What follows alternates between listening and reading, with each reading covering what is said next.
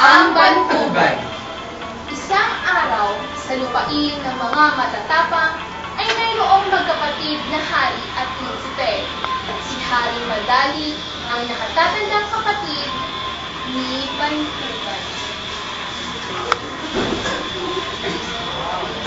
Ako si Haring Madali, at ako ang namumuno sa Hariang Bumbaran. Wala akong kinakatakutan, maging aking kapatid dahil walang sinabi sa aking lakas.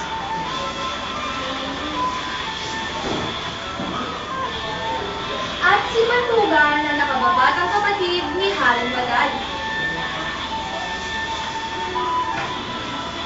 Ako, si Prinsipe Bantugan. Matipulong at malakas. Ako'y inahanga sa aking katasigan at katapangan. Kilala ang dalawa sa kanilang nasasakupan, pero mas kilala si Prinsipe Bantugan sa kanyang lakas, kaya't walang nangahas na makipagdigma sa kanilang kaarian. Dahil dyan ay maraming dalagang naaakit sa katisigan at katapangan ni Prinsipe Bantugan, at dahil sa inggit ay gumawa ng isang desisyon si Haring Madali. Parati na lang si Bantugan na mga bibig at napapansin ng taong bayan. Mga walang silbi! Hindi ba nila alam ako ang hari dito?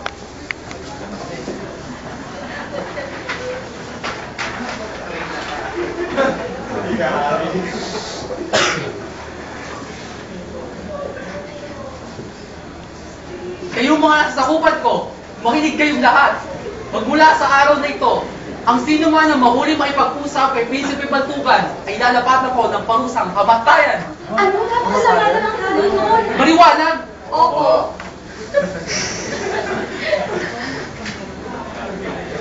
Labis na nangamba at nabahala ang taong bayan sa kanta ni Haring Madali. Pero dahil inutos ito ng hari, ay walang nagawa ang lahat, kundi sundin ang nasabing utos. Sinunod ng taong bayan ang utos ni Haring Madali, at dahil dyan ay labis na nalungkot si Prinsipe Bantugan. Ano ba nangyari sa karyang ito? Wala man lang gustong kumusap sa akin.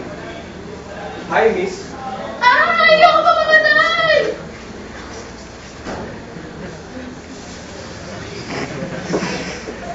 Sino?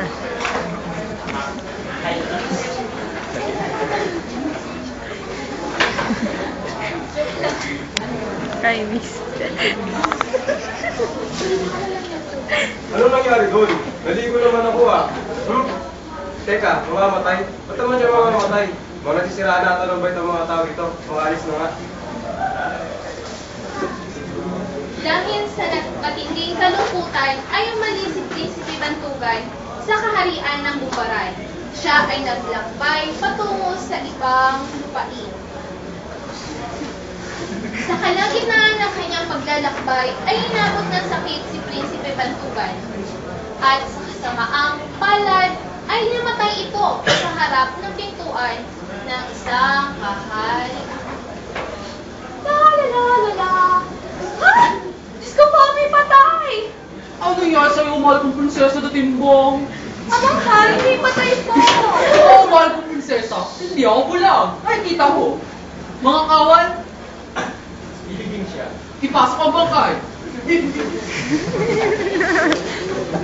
Hindi nakilala ng hari at prinsesa ang bangkay ni Bantugan, kaya tinawag nito ang konseho at nagsagawa ng isang pagpupulong patungkol sa nakitang bangkay. Saan yung pagkuha ng bangkay? Wala siyang mga sugat. Malamang hindi siya pinatay. Bakit siyang espiya? At saan ka naman nakita ng isang patay na espiya? Yan lang. Habang sila'y nagpupulong ay isang loro ang pumasok sa pulwagan at nagsabi, "Ha! Ha! At ang puro na yan ay si Prinsipe Bantugan! Nagmula pa sa kaharian ng Bumbaran! magiting at kilalang prinsipe ng Bumbaran? Ngunit anong nangyari sa kanya? Oo, kaawa-awang prinsipe. Muling lumipad ang loro at bumalik sa Bumbaran. Ipinalita nito kay Haring Madali ang sinapit ng prinsipe. Haring Madali! Haring Madali! Si Prinsipe Bantugan! Patay! Patay! Patay! Paano yung nangyari? Isa ang kasinungalingan. Nang malaman ng hari ang nangyari sa kanyang kapatid, ay napagtanto nito ang lahat ng kanyang nagawa. At doon ay nanaig ang pagmamahal at napawi ang kinikimkim niyang inggit sa kapatid.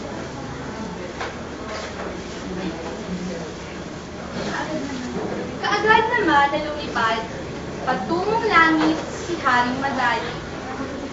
Kasama ang isang konseho upang bawiin ang kaluluwa ni Prinsipe Bantugan. Sa kanilang pagbabalik ay nagdiwang ang buong kaharian ng Bumbaran sa muling pagkabuhay ni Prinsipe Bantugan. At kasabay nito ay nanauli ang dating at mabuting pagtitinginan ng magkapatid. Sa kabilang dako naman ay kumalat ang balita na patay na si Prinsipe Bantugan.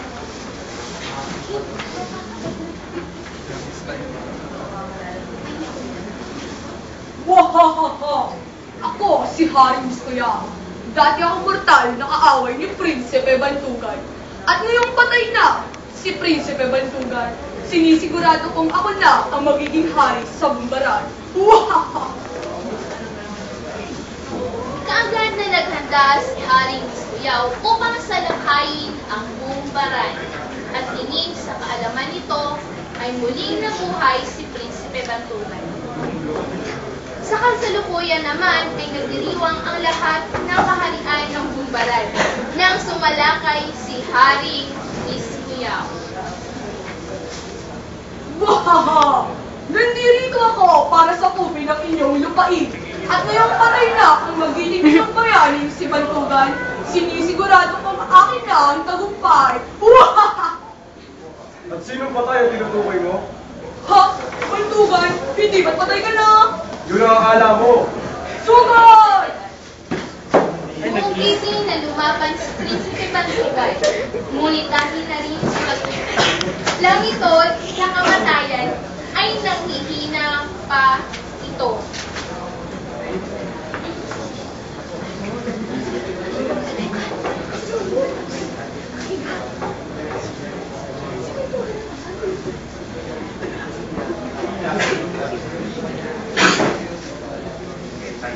Wahaha! Ngayong nakagapos ka na, Bantugan, sigurado na ako ang magiging hari ng Bumbaran. Wahaha! Nahuli si Prinsipe Bantugan, pero nang manumbalik ang kanyang lakas, ay nilagot niya ang gapos at buong bangis na nakipaghamok hanggang sa malupit niya ang kanyang mga kaaway.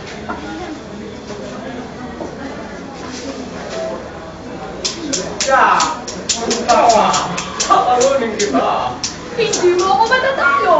Tatalo kita, ano ka ba kalabang ka? Ganun ba? Sige!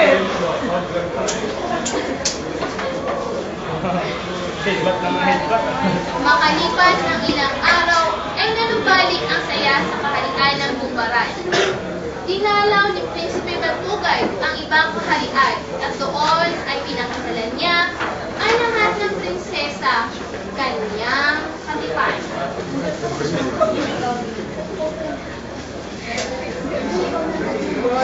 Umuwi si Bantugan kasama ang kanyang mga prinsesa at sa kanilang pagbabalik ay muling nagdaos si Haring Madali ng isang pagtitipon para sa panibagong pagdiriwang sa buong kaharian.